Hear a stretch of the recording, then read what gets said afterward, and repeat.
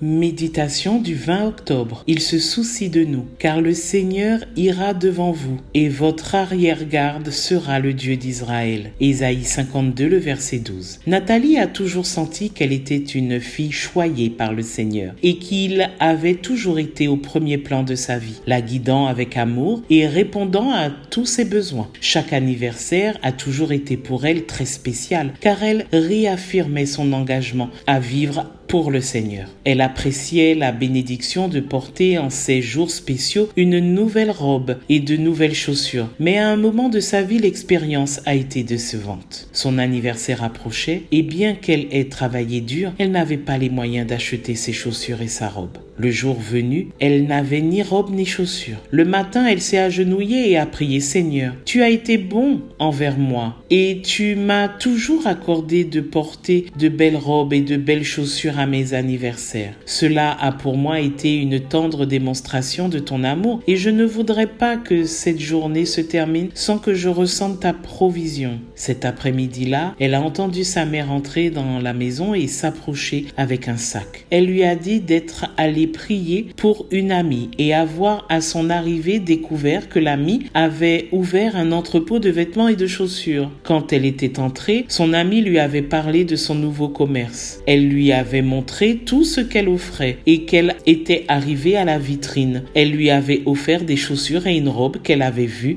en entrant et qui était à sa taille. Je peux presque t'entendre dire: mais Edgar, quelle est la leçon de cette histoire? Demander à Dieu de satisfaire ainsi des goûts personnels ou un désir aussi futile qu'une nouvelle robe le jour de son anniversaire n'est pas un peu exagéré? Eh bien, Nathalie a travaillé pour obtenir sa robe et ses chaussures et elle ne s'attendait pas à ce qu'elle tombe du ciel. Je pense que c'est une qualité qui mérite d'être imitée. Ensuite, la grande leçon est que rien de ce qui se passe dans nos vies n'est trop petit pour Dieu. Rien de ce qui t'intéresse n'est insignifiant à ses yeux. Quelque chose d'aussi ordinaire qu'une robe et des chaussures devient important quand il s'agit d'un de ses enfants. Aujourd'hui, Dieu te dit: ta vie et tes intérêts sont importants pour moi. Que Dieu soit avec toi et à demain si Dieu veut.